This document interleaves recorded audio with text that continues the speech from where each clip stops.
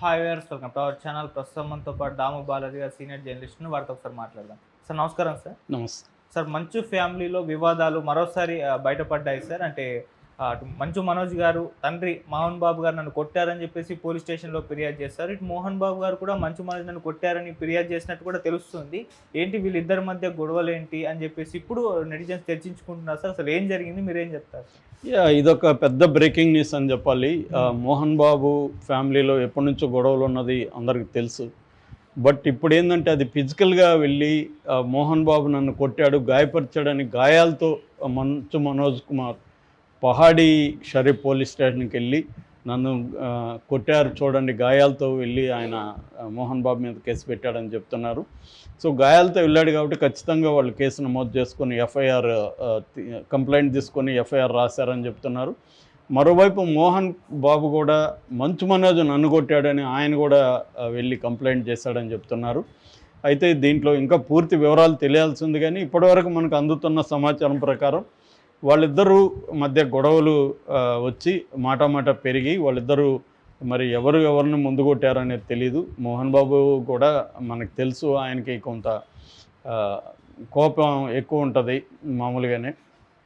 అయితే మంచు మనోజ్ మీద కూడా ఆయనకి గతంలో కూడా అసంతృప్తి ఉంది. గతంలో కూడా మంచు మనోజ్కి మంచు విష్ణుకి మధ్య గొడవలు రావడం, వాళ్ళిద్దరి మధ్య కూడా వీడియో కూడా ఒకటి రిలీజ్ అయింది. తన మనుషుల్ని వచ్చి కొట్టాడని చెప్పి తను వాళ్ళకి సపోర్ట్గా వెళ్తే వాళ్ళిద్దరి మధ్య కూడా సీరియస్గా ఆర్గ్యుమెంట్ జరిగి దాదాపు కొట్టుకునే పరిస్థితి వచ్చింది.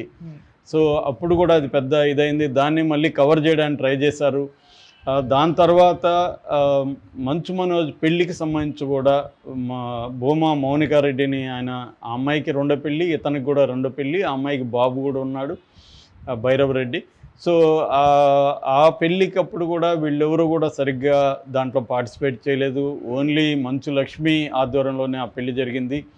సో ఆ పెళ్ళిలో కూడా మోహన్ బాబు కానీ, మోహన్ బాబు భార్య కానీ, విష్ణు కానీ వాళ్ళ భార్య కానీ వీళ్ళందరూ ఏదో అతిథుల్లాగా వచ్చి అటు రావాలి కాబట్టి వచ్చి వెళ్ళిపోయినట్టుగా ఉన్నారు తప్ప ఆ పెళ్ళిని ఓన్ చేసుకొని వీళ్ళైతే చేయలేదు దాన్ని. ఎందుకంటే ఒక బిడ్డ ఉన్న ఒక విడోని పెళ్లి చేసుకోవడం వాళ్ళకి ఇష్టం లేదు. విడో కాదు, సారీ, డైవర్సిని పెళ్లి చేసుకోవడం వాళ్ళకి ఇష్టం లేదు. సో కానీ తను దాన్ని ధిక్కరించి మంచు మనోజ్ పెళ్లి చేసుకున్నాడు. ముందు నుంచి కూడా మంచు మనోజ్ ఆ ఫ్యామిలీలో ఇమడలేకపోవడం అనేది మనకు కనిపిస్తుంది.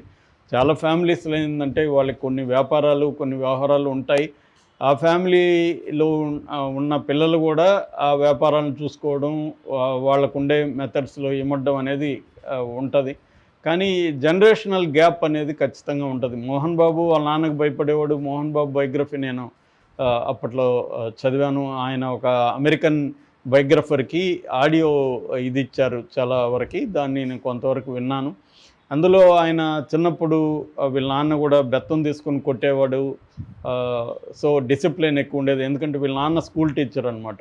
అక్కడ మోదుగురు వాలిపాలెం మా చిత్తూరు జిల్లాని కాళహస్తి ఏర్పేట దగ్గర ఉంటుంది అది. సో అలాగా ఆయన డిసిప్లిన్లో ఉన్నాడు. వాళ్ళ నాన్నని వ్యతిరేకించలేదు. తను ఆ గ్యాప్ అనేది ఫాదర్ డిసిప్లిన్లో ఉండిపోయాడు కాబట్టి పెద్దగా లేదు. ఇవాళ ఏంటంటే ఇవాళ ప్రపంచం మారింది. పిల్లలు ఇండిపెండెంట్గా ఇదయ్యారు. కొట్టడం అనే కాన్సెప్టు, తల్లిదండ్రులు పిల్లల్ని కొట్టడం అనే కాన్సెప్ట్కి వ్యతిరేకంగా ప్రపంచవ్యాప్తంగా కూడా అవేర్నెస్ పెరిగింది. ఇప్పుడు కూడా ఎవరైనా కొడితే కూడా క్రైమ్. మామూలుగా చాలా దేశాల్లో పేరెంట్స్ కొడితే కూడా క్రైమ్. పేరెంట్స్ని అరెస్ట్ చేసి జైల్లో పెట్టిన సందర్భాలు యూరోపియన్ అండ్ అమెరికన్ దేశాల్లో, చాలా దేశాల్లో ఉంటుంది అన్నమాట ఇది. కానీ ఇండియాలో ఏంటంటే పేరెంట్స్ పిల్లల్ని కొట్టడం అనేది తమ హక్కుగా ఇప్పటికి కూడా భావిస్తారు, పిల్లల్ని కొట్టకపోతే ఎలాగా అని. సో అలాగా ఉంటుంది మామూలుగా. అంటే తమ కంట్రోల్లో పిల్లలు ఉండాలని ఇప్పటికీ పేరెంట్స్ అనుకుంటారు. అందుకని పరువు హత్యలు కూడా మన దేశంలో ఎందుకు ఎక్కువ జరుగుతుంటాయంటే పేరెంట్స్ తమ మాట వినాలని పిల్లలు తమ ఆస్తిలాగా వాళ్ళు భావిస్తారు. కానీ పిల్లలు అలా ఉండదు, వాళ్ళు ఇండిపెండెంట్గా ఉంటారు. ఇక్కడికి వచ్చేసరికి మోహన్ బాబు ఫ్యామిలీలో ఈ మంచు మనోజ్ ముందు నుంచి కూడా ఈ ఫ్యామిలీ స్ట్రక్చర్లో, ఫ్యామిలీ దీంట్లో ఇమడలేకపోవడం. అంటే ఫర్ ఎగ్జాంపుల్ మోహన్ బాబుకి విద్యానికేతన్ అని రంగంపేట అంటారు, చంద్రగిరి దగ్గర ఉంటుంది, తిరుపతి దగ్గర. ఆ చంద్రగిరిలో రంగంపేట అని, అక్కడ మోహన్ బాబు విద్యానికేతన్ అనే శ్రీ విద్యానికేతన్ అని, శ్రీ విద్య అంటే ఆయన మొదటి భార్య, శ్రీ విద్య పేరుతో ఆయన శ్రీ విద్యానికేతన్ పెట్టాడు. దాని తర్వాత అది మెల్లమెల్లగా గ్రో అయ్యి శ్రీ విద్య ఇంజనీరింగ్ కాలేజీ, దాని తర్వాత మోహన్ బాబు యూనివర్సిటీగా అది మారిపోయింది. సో ఇప్పుడు ఏంటంటే అది ఎక్కువ డబ్బులు రెవెన్యూ వచ్చే వ్యాపారం మోహన్ బాబు వాళ్ళకి. అందుకనే వాళ్ళు 100 కోట్లు పెట్టి సినిమాలు తీయగలుగుతున్నా, సినిమాల్లో లాస్ వస్తున్నా సర్వైవ్ కావడానికి అదొక ప్రధానమైన ఆదాయ వనరుగా చెప్తారనమాట. అట్లాగే విష్ణు వాళ్ళ భార్య వెరోనాకు కూడా చాలా ఆస్తులు ఉన్నాయని చెప్తారు. ఏదేమైనా మోహన్ బాబుకి ఆస్తులు అయితే పెద్ద ఎత్తున ఉన్నాయి. దాన్ని చూసుకోవడం, మోహన్ బాబు తర్వాత విష్ణు ఆ ఇన్స్టిట్యూట్స్ చూసుకోవడం, అవన్నీ కూడా మోహన్ బాబు ఇంటర్వ్యూలో కూడా చెప్పాడు. ఇప్పటి వరకు బాధ్యతగా విష్ణునే చూసుకుంటున్నాడు, మనోజ్ ఇంకా బాధ్యత రాలేదు, అతనికి వస్తుందని నేను ఆశిస్తున్నాను అనేది కూడా ఆయన చెప్పాడు. సో ఈ క్రైసిస్ ఏదో వాళ్ళ ఫ్యామిలీలో ఉంది. అంతే, ఆస్తులు కూడా పంచమని వీళ్ళు అడుగుతున్నట్టు ఉన్నారు. పంచడానికి సంబంధించి కూడా ఏవో ఇబ్బందులు ఉన్నట్టుగా కూడా ఉంటుంది. వీళ్ళిద్దరి మధ్య కూడా ఇటు విష్ణు మధ్య, మంచు మనోజ్ మధ్య కూడా సమ్ గొడవలు ఉన్నాయి. వీళ్ళని కొంత బ్యాలెన్స్ చేస్తుండేది మంచు లక్ష్మిని బ్యాలెన్స్ చేస్తున్నట్టుగా మనకి బయటికి అర్థమవుతుంది. ఏదేమైనా ఈ స్థాయిలో మోహన్ బాబు అంటేనే ఒక డిసిప్లైను, ఆయన చూస్తేనే సినిమా వాళ్ళందరూ భయపడుతుంటారు. మామూలుగా నాకు ఒక హీరో చెప్పాడు, నేను మామూలుగా నైట్ షూటింగ్లకి రానండి, ఒక పదం వాడాడు. ఆ వ్యక్తి మోహన్ బాబు మోహన్ బాబు చెప్తే తప్ప సినిమాలకి మాత్రమే నేను వెళ్ళాలి, లేకపోతే అతని దగ్గర కష్టమని. అట్లా చాలామంది హీరోయిన్ని కొట్టేవాడు, డైరెక్టర్ని కూడా తరిమి కొట్టేవాడు. ఇవన్నీ కూడా మోహన్ బాబు మీద ఉన్నాయి.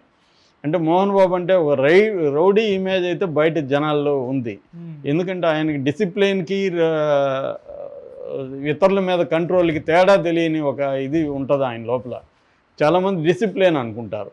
డిసిప్లైన్ అంటే నువ్వు డిసిప్లైన్గా ఉండు, అందరూ డిసిప్లైన్గా, నీ డిసిప్లైన్గా అందరూ ఉండాలని నువ్వు కంట్రోల్ చేస్తానంటే ఎలా కుదురుతుంది?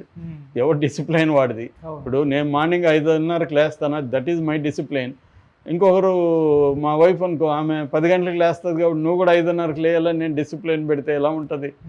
అది ఆమె డిసిప్లైన్, 10 గంటలకు లేస్తున్నా, ఆమె లైఫ్ ఆమెది. సో ఈ ప్రాబ్లమ్స్ ఉంటాయన్నమాట. ఇలాంటి వాళ్ళతో ఏంటంటే నేను అనుకున్నదే అందరూ చేయాలి అన్న ఒక ఇది మోహన్ బాబులో ఉంటుంది. ఆస్తుల విషయంలో కూడా వీళ్ళ మధ్య వైరుధ్యాలు ఉన్నట్టుంది. అదే స్క్రోలింగ్లో కూడా వస్తుంది. ముఖ్యంగా స్కూలు ఆస్తులకు సంబంధించి గొడవలే వీళ్ళిద్దరి మధ్య వచ్చిందని. జనరల్గా ప్రతి ఫ్యామిలీలో కారల్ మార్క్స్ చెప్పినట్టుగా మనుషుల మధ్య సంబంధాలన్నీ కూడా ఆర్థిక సంబంధాలు అనేది చాలా విషయాల్లో వాస్తవం. అది ఫ్యామిలీస్లో ఆస్తుల గొడవలు అనేది వెరీ వెరీ కామన్. ప్రతి ఫ్యామిలీలో ఆస్తుల గొడవలు ఉంటాయి. ఎందుకంటే ఈక్వల్గా వాళ్ళు కంట్రిబ్యూట్ చేయరు. ఒక ఫ్యామిలీ వ్యాపారం ఉందంటే ఆ వ్యాపారంలో పిల్లలు ఇద్దరుంటే ఇద్దరు వెళ్ళి వ్యాపారంలో కాంట్రిబ్యూట్ చేయరు. ఒకరు బాగా కష్టపడతారు, ఇంకొకరు తిరుగుతుంటారు. ఆస్తుల పంపకానికి వచ్చేసరికేమో ఈక్వల్ వాటా కావాలంటారు. అదెలారా, కష్టపడింది పెద్దోడు, నువ్వు బలాదూరుగా తిరిగావు, నీకెలా ఈక్వల్గా అని వీళ్ళంటారు. నాకు లీగల్గా నాకు ఈక్వల్ రైట్ ఉందని వీళ్ళంటారు. ఇలాంటి కాన్ఫ్లిక్ట్ అనేది ప్రతి ఫ్యామిలీలో ఉంటుంది. వీళ్ళల్లో కూడా అదే ఉండొచ్చు. మోహన్ బాబుకేమో విష్ణు కదా మొత్తం చేసుకుంటూ వచ్చాడు, విష్ణు కష్టపడ్డాడు, ఇప్పుడేమో ఆస్తుల్లో వీడు కూడా ఈజీ వాటా అడుగుతున్నాడు, ఈక్వల్ వాటా, వీడికి ఎలా ఇవ్వాలి అనేది ఆయనకు ఉండొచ్చు. సో ఇక్కడ మనం ఎవరినో ఒకరిని వెళ్ళను, ఒకరిని హీరో, లేకపోతే ఒకరు కరెక్ట్ ఒకరు కరెక్ట్ కాదని మనం చెప్పలేం. ఓకే. సో ఈ క్రమంలో ఏంటంటే మోహన్ బాబు లాంటి వాళ్ళు దీన్ని ఈ స్థాయిలో తీసుకురావడం అనేది ఆయనకు కూడా ఇబ్బంది. ఎందుకంటే ఒక ఏజ్ వచ్చినాక ఆయన టెన్షన్లు తగ్గించుకోవాలి, ఆయన ఆరోగ్యానికి కూడా ఇబ్బంది. దీన్ని మేబీ వాళ్ళు పరిష్కరించుకోలేక ఈ స్థాయికి వెళ్ళారా, వేరే పరిష్కారం దొరకలేదా? మామూలుగా ఈ స్థాయికి వెళ్ళినప్పుడు ఏంటంటే ఎవరినో ఇన్వాల్వ్ చేస్తారు, ఇద్దరికి చెప్పగలిగిన వాళ్ళని మధ్యవర్తులను ఇన్వాల్వ్ చేసి దీన్ని అమికబుల్గా ఎలా పరిష్కరించుకోవాలి, ఎవరో ఒకరు కొంత కాంప్రమైజ్ అయ్యి కొంత నష్టమైనా పర్వాలేదు అనుకునే వాళ్ళు ఎవరో ఒకరు ఉండకపోతే సాల్వ్ కావు చాలా సమస్యలు. సో అలాగా ఫ్యామిలీస్లో కూడా ఇది అవసరం. అంటే పట్టువిడుపులు అనేవి అవసరం. పట్టువిడుపులు లేనప్పుడు ఇది బహిరంగం అవుతుంది. ఏదేమైనా ఇది దురదృష్టకరమైన సంఘటన. ఏదో మోహన్ బాబు ఫ్యామిలీలో ఇలా అయిపోయిందని మనం ఎంజాయ్ చేయాల్సిన పరిస్థితి అయితే లేదు. ఎవరి ఫ్యామిలీలైనా ఈ కొట్లాడి రక్త గాయాలు అయ్యే స్థాయిలోకి వెళ్ళకూడదు ఇష్యూస్ ఉన్నప్పుడు. దురదృష్టం మరి ఏం జరుగుతుందని చూడాలి మనం. Okay sir, thank you so much.